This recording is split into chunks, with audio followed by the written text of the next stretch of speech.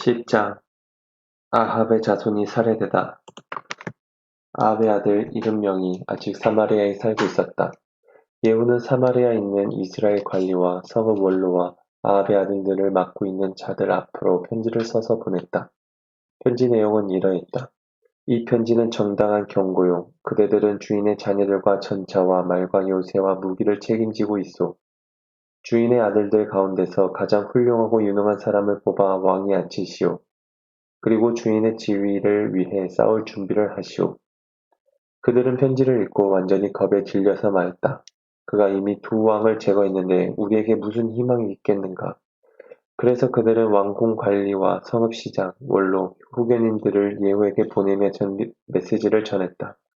우리는 당신의 종이니 당신이 뭐라고 말씀하시든 그대로 행하겠습니다. 우리는 이쪽에서 누구도 왕으로 삼지 않겠습니다. 당신이 책임자입니다. 당신 생각이 좋은 대로 하십시오. 그러자 예후가 두 번째 편지를 썼다. 그대들이 내 편이고 기꺼이 내 명령을 따르겠다면 이렇게 하시오. 주인의 아들들의 목을 베어 내일 이맘때까지 그 머리를 이스라엘에 있는 내게 가져오시오. 왕자들은 이름명이었다. 성읍 지도자들이 그들을 돌보고 있었다. 그들은 편지를 받고 나서 왕자들을 잡아 이름명을 모두 죽였다. 그런 다음 그 머리를 광주리에 담아 이스라엘에 있는 예후에게 보냈다. 전령이 예후에게 보고했다. 그들이 왕자들의 머리를 가져왔습니다. 그가 말했다. 그 머리들을 두 무더기로 나누어 아침까지 성문 앞에 쌓아두어라. 아침에 예후가 백성 앞에 나가 공식적으로 말했다. 여러분이 오늘 하나님께서 펼치시는 의로운 일에 참여하고 있다는 것을 알겠습니까? 그렇습니다. 내 주인에게 반역하며 음모를 꾸미고 그를 암살한 사람이 나입니다. 하지만 여기 쌓인 머리들은 누가 한 일이겠습니까? 분명히 하십시오. 하나님께서 아합 가문의 심판에 대해 하신 말씀이 한 글자도 취소되지 않았다는 것을 지금 여러분의 눈으로 똑똑히 보고 있습니다. 하나님께서는 엘리야를 통해 말씀하신 일을 그대로 행하셨습니다. 그런 다음 예후는 아합 가문과 조금이라도 관계가 있는 이스라엘 사람을 전부 죽였다. 또 아합 가문의 지도자와 친구와 제사장들을 모조리 없애버렸다. 그 일을 마치자 예후는 자리를 털고 일어나 사마리아로 떠났다. 가는 길에 목자들의 베데켈, 볶는 집에서 유다 왕 아시아의 친척 몇 사람을 만났다. 예후가 말했다. 여러분은 누구시오? 그들이 말했다. 우리는 아시아의 친척인데 왕실 가족 모임을 하러 내려왔습니다. 이들을 잡아라. 예후가 명령했다. 부하들이 그들을 잡아 베데켈 우물가에서 죽였다. 모두 42명이었는데 그들 중 살아남은 자는 아무도 없었다. 예후가 거기서 계속 살다가 레갑 사람 여호나답과 마주쳤다. 여호나답은 예후를 만나러 오던 길이었다. 예후가 그에게 인사하며 말했다. 우리가 한편이며 이 일에 한마음이요? 여호나답이 말했다. 그렇습니다. 믿어주십시오. 예후가 말했다. 그렇다면 그대의 손을 내미시오.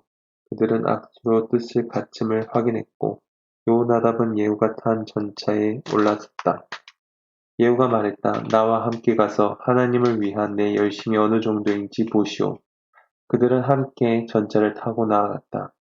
사마리아에 도착하자 예후는 그곳에 남아있던 아합과 조금이라도 관계 있는 사람들을 모두 죽였다. 하나님께서 엘리야에게 말씀하신 대로 수많은 사람들이 죽었다.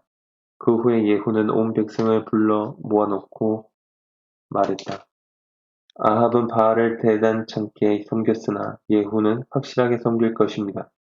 바알의 모든 예언자, 바알을 섬긴 모든 사람과 모든 제사장은 이곳에 모아주십시오. 내가 바알께 큰 제사를 드리려고 하니 한 사람도 빠지지 말고 모두 모아주셔야 합니다. 나타나지 않는 자는 살아남지 못할 것입니다.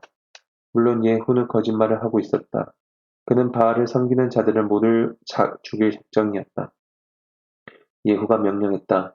바알을 위해 거룩한 집회를 준비하여라. 그러자 집회가 준비되고 날짜가 공포되었다.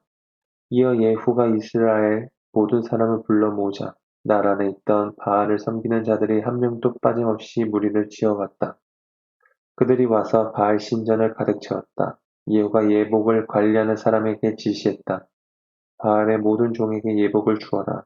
예복을 관리하는 사람이 그들의 예복을 내왔다. 예후와 레갑 사람 여호나답이 드디어 바알 신전에 들어가서 말했다. 다시 한번 확인하여 이곳에 하나님을 예배하는 자가 한 사람도 없게 하십시오. 바알 예배자만 들어올 수 있습니다. 그들은 제물과 번제를 바쳐 예배를 시작했다. 한편 예후는 바깥에 80명을 배치하고 이렇게 명령했다. 단 한 사람도 도망치게 해서는 안 된다. 도망치게 했다가는 자기 목숨으로 대가를 치러야 할 것이다. 제사의식을 마친 뒤에 예후는 지휘관과 호위병들에게 신호를 보냈다. 안으로 들어가서 한 사람도 살려두지 말고 모조리 죽여라. 피 비린내 나는 사륙이 시작되었다. 지휘관과 호위병들은 시체들을 밖으로 내던지며 바알 신당의 내실로 들어가는 길을 만들었다. 그들은 바알 신전에서 남금 모양의 석상을 끌어내 깨부수었다. 바알의 제단들을 때려 부수고 바알 신전을 허물었다. 그 후로 그곳은 공중 화장실이 되었다. 그렇게 해서 예후는 이스라엘에서 바알을 완전히 몰아냈다.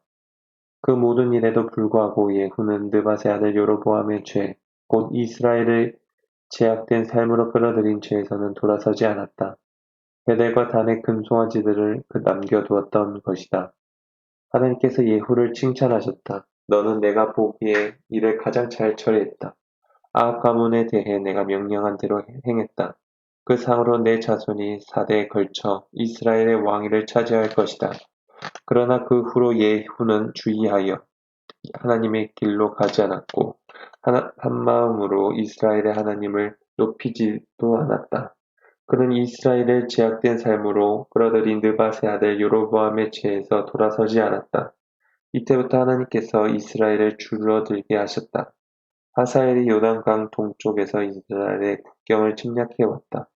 그는 아르논 시냇가 근처의 아로엘에서부터 길르앗, 갓, 루벤, 므낫세의 영토 전역, 곧 길르앗과 바산 전체를 공격했다.